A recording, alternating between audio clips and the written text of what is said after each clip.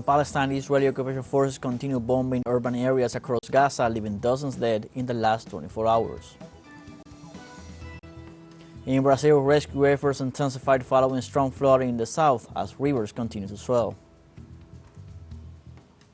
And in Chile, the government celebrated the approval of the short law of the Social Security health institutions. Hello and welcome to From the South. I'm Luis Alberto Matos from teleSUR Studios in Havana, Cuba. We begin with the news.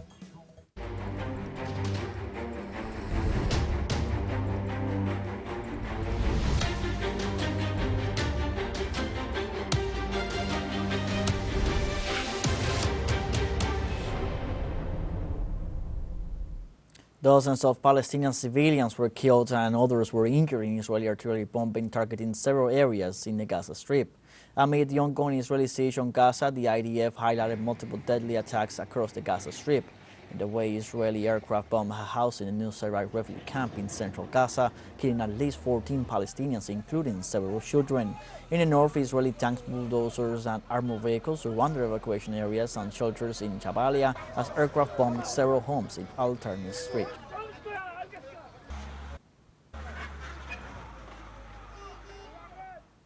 The UN Agency for Palestine Refugees said on Tuesday that nearly 450,000 people have been displaced from Rafah since Israel began issuing evacuation orders from the southern Gaza City 8 days ago.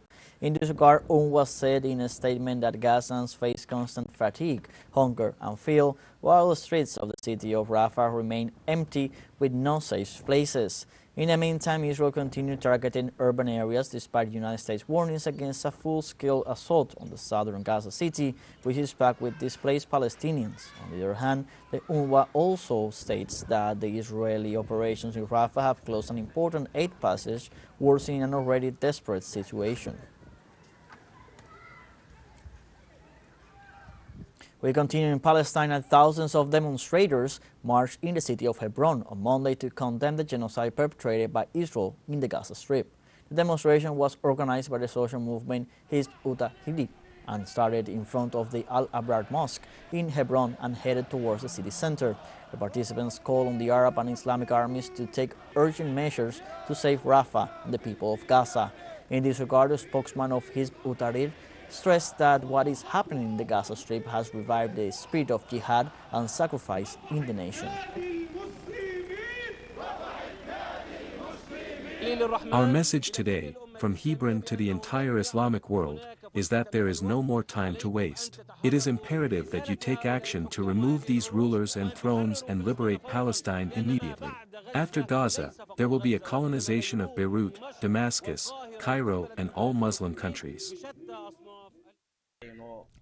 We left Rafah when the attacks and heavy bombing set off. We asked and they told us that the Jews are attacking the Eastern Cemetery.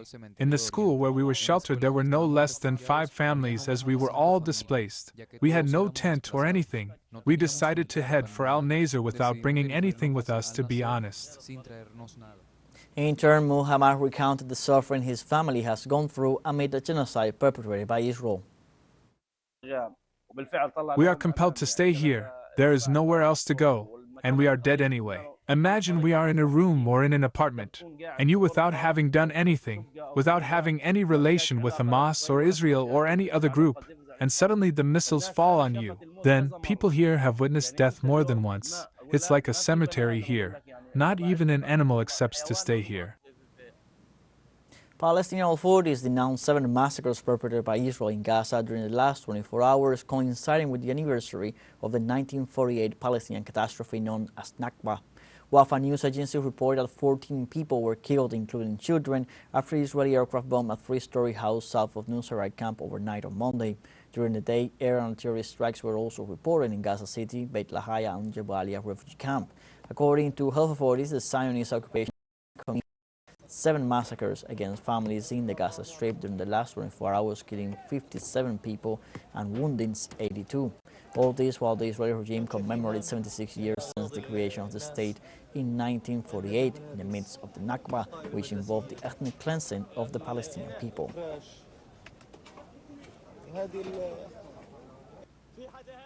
Meanwhile, on Monday, Israeli settlers prevented the passage of humanitarian aid convoys and destroyed cargo destined to fight hunger among the Gazan population.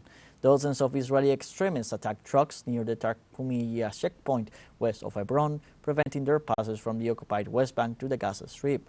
Social media showed a group of individuals throwing the contents of one of the trucks on the ground. For the past week, Israel has continued to close the Rafah and Kerem Shalom crossings to the passage of aid, further aggravating the already critical humanitarian situation in Gaza, where some 2.3 million Palestinian citizens live.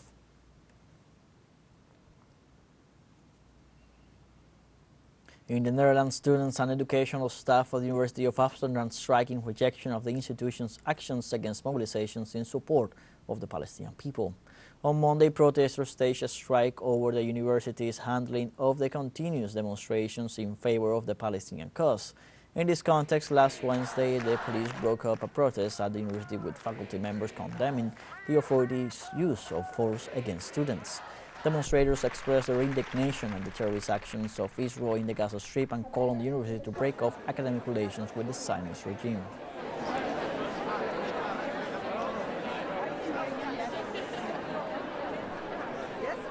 So I think there are two reasons why we are here. One of them is the ongoing genocide in Gaza. We're standing here besides our law faculty, right there. We teach international law is being taught here. We have a Center for Genocide Studies on this campus. So these are things that as scholars we teach our students. And then when there is a genocide unfolding, there is impunity and no response. So we are here for that. We as staff, we say we need our institutions to step up, stop doing harm and stop being complicit. And the second reason is because of the right to protest. It's a basic democratic liberal right, and it was a peaceful encampment and it was beaten down by police, and as staff we cannot accept that. And dozens of students in Italy set up a camp on Monday at Turin's Polytechnic University to protest against the Israeli genocide in Gaza. Similar rallies were also organized at the universities of Rome, Bologna, Naples and Milan. Protests in Italy add to the numerous pro-Palestinian demonstrations held at several universities in the United States, where hundreds of students have been arrested. Let's now take a short break, but remember you can join us on TikTok at teleSUR English, where you'll find news in different formats, news updates, and much more.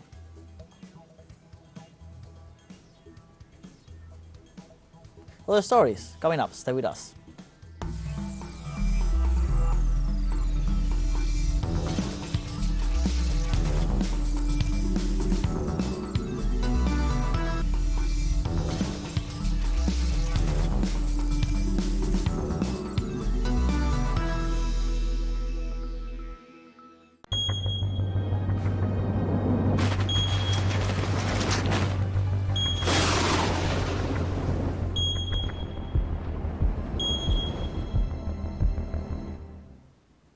Welcome back. Rivers in southern Brazil rose again on Monday as rescue efforts intensified following floodings. More than 600,000 people have been displaced by the heavy rains, floods and landslides that have ravaged the southern state of Rio Grande do Sul for nearly 2 weeks. At least 147 people died and more than 800 were injured by the deluge. Rescue teams searched Monday in boats and jet skis for 127 missing people. Hundreds of cities and towns, as well as part of the regional capital, Porto Alegre, remain underwater, with streets turned into waterways. In this context, President Luis Ignacio da Silva acknowledged that authorities had not been prepared for a disaster of such magnitude. I'm anxious that the water won't go down, that it doesn't stay clean, and that we have to start from scratch again. We lost everything. We lost our car, but we are going with power. I know that everyone will help everyone there. We went to pick what was remaining at my father's house. The way the forecast is now, better to take what is left so we don't lose everything, as we lost a lot already. Meanwhile, Brazilian authorities warned that the situation in the state of Rio Grande do Sul will worsen due to new floods. According to the most recent bulletin of the state's civil defense, more floods and landslides are expected to occur between Monday and Tuesday due to the intensity of the rains registered during the weekend. Moreover, the agency warned about the possibility that the level of the Guayba River could rise again and reach 5.50 meters, which would be a new record. The authorities indicated that the rains affecting the state of Rio Grande do Sul have left at least 147 dead and more than 1.4 million people affected.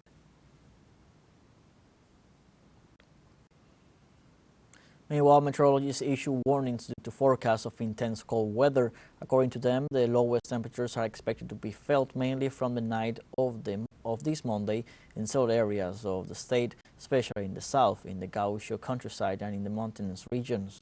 According to the data, the intense cold will extend until the morning of Thursday, and new drops in temperatures are expected from May 17th. In view of the situation, the authorities transferred to the region a ship with food and clothing supplies to help the citizens, and also called to be alert for infectious respiratory diseases.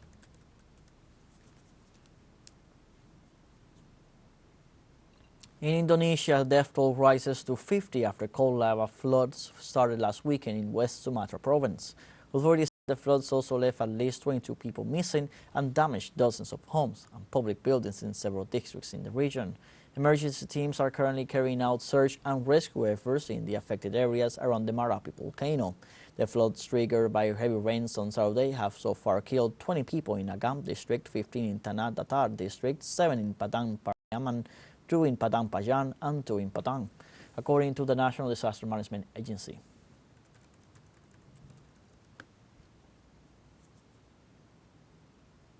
On Monday in Chile, local media reported a fire at the Palace of Justice in the city of Santiago. Authorities confirmed that firefighters controlled the fire and stated that although the magnitude of the damage is not yet known, there were no people injured or documents damaged. In a statement, the judiciary explained that the fire affected the third room of the court, known for handling several cases of great public interest in the middle of a trial. According to a preliminary report from the firefighters, the fire was caused by an electrical failure when the offices were closed. We are investigating the origin and cause. What I can confirm is that the fire started inside the building. No documents were affected, only the hearing room in the third room, and the damage to the structure. And also in Chile, the government celebrated the record time approval of the so-called short law of the Social Security health institutions, known by their acronyms ISAPRES. The law was approved in the Chamber of Deputies by 122 votes in favor and 14 against, mostly socialists and independents of the ruling party. In addition to receiving 10 abstentions, the Minister of Health, Ximena Aguilera, said that the approval was imperative for the stability of the health system as a whole. The measure implies a bailout by the Boric administration of private insurers, which cover 17% of the population with the highest income. The law includes a term of 13 years for the private companies to pay the debt to the affiliates. We have a fun short break coming up, but before we invite you to join our WhatsApp community for our English-speaking audience, you can scan the QR code on screen to join directly and share the link to reach more people. Constant news coverage of Latin America and the Caribbean as well as the rest of the world. Stay connected and informed with teleSUR. Fun short break, don't go away.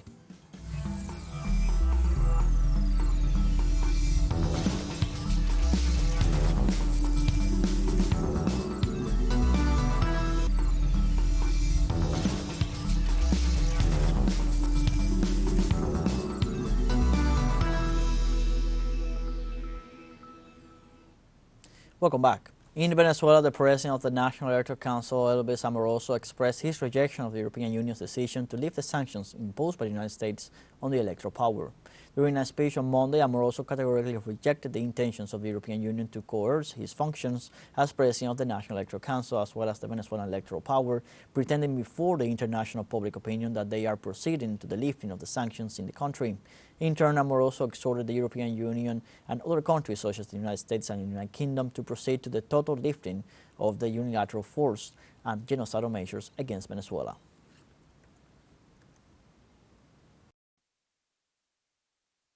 The announcement made today, Monday, May 13th, by the European Union, where it announced the lifting of sanctions that it has imposed against me, I don't accept it, because it's immoral and contrary to my civil values.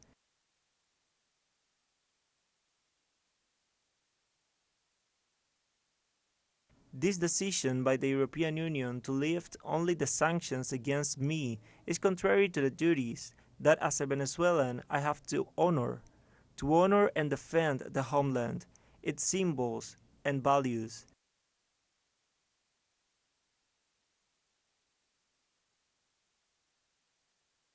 To safeguard and protect the sovereignty, the nationality, the territorial integrity, the self-determination, and the interest of our nation, in accordance with the provisions of Article 13 of the Constitution of the Bolivarian Republic of Venezuela. President of Venezuela Nicolás Maduro, during his program with Maduro Más, asserted that the European Union is acting in favor of the U.S. interests, which are opposed to those of its people. But the elites who govern Europe are brainless. They are the worst political leaders in the last 100 years in Europe. The worst of the worst are in power nowadays in Europe, with exceptions, and there are always exceptions, respectable exceptions, which we respect. But those who make the decisions of the European Union, I don't understand. I can't understand why they drag themselves to the US interests, so that they go against the interests of their own people. I can't understand it. In India, authorities announced the death toll to 14 after a giant billboard collapsed on a petrol pump in the western city of Mumbai. Deputy Commander of the National Disaster Response Force, Nikhil Mudolkar, reported on Tuesday that 88 people were rescued, of whom 14 were declared dead by doctors and 31 were discharged. 64 victims were admitted to the hospital while rescue operations are still underway. On Tuesday, as several cranes and bulldozers are trying to remove the debris. The incident took place on Monday when a 30-meter-high billboard in the suburb of Ghatkopar was blown away by a windstorm and fell on a petrol pump, trapping dozens of people.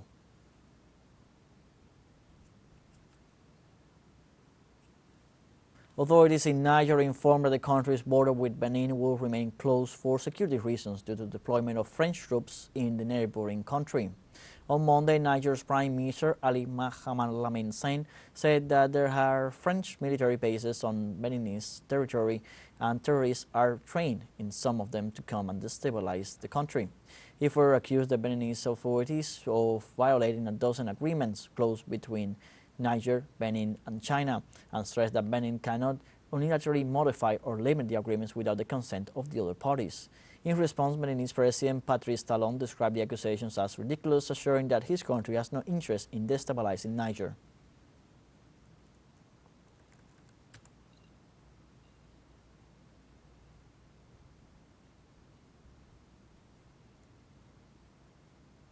On Tuesday, former Australian military lawyer David McBride was sentenced to 5 years and 8 months in prison for leaking classified information to the press.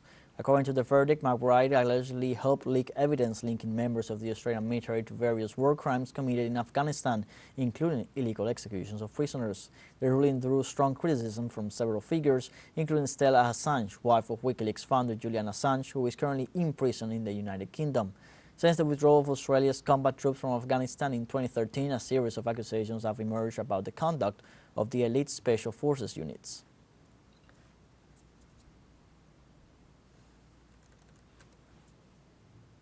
The Olympic flame continues its tour of southern France, this time carried by former world skating champion Ty Chris on the Millau Viaduct. The ritual of the flame begins at the altar of Hera in front of the temple of the goddess Heraion, which is in front of the temple of Zeus in the archaeological remains of Olympia in Greece. The Olympic flame, together with the 5 rings, is one of the most recognizable symbols of the Olympic Games. It is also a link between the ancient and modern games and underlines the deep connection between these two events. Once lit, the flames continues to burn throughout the Olympic Games until the day of the closing ceremony, when it is finally extinguished. Once the flame is extinguished, the Games are formally concluded.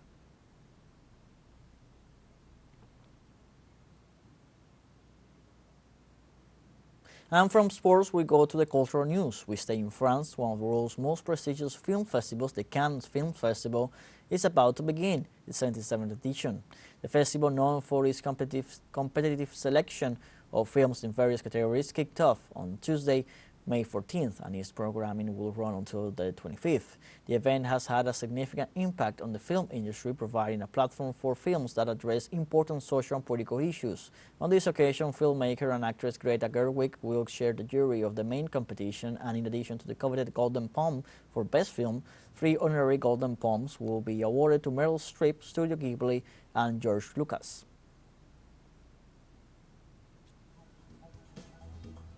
We have come to the end of this news brief. You can find these and many other stories on our website at telesurenglish.net. You can also join us on social media, Facebook, X, Instagram, Telegram, and TikTok. For TeleSUR English, I'm Luis Alberto Matos. Thank you for watching.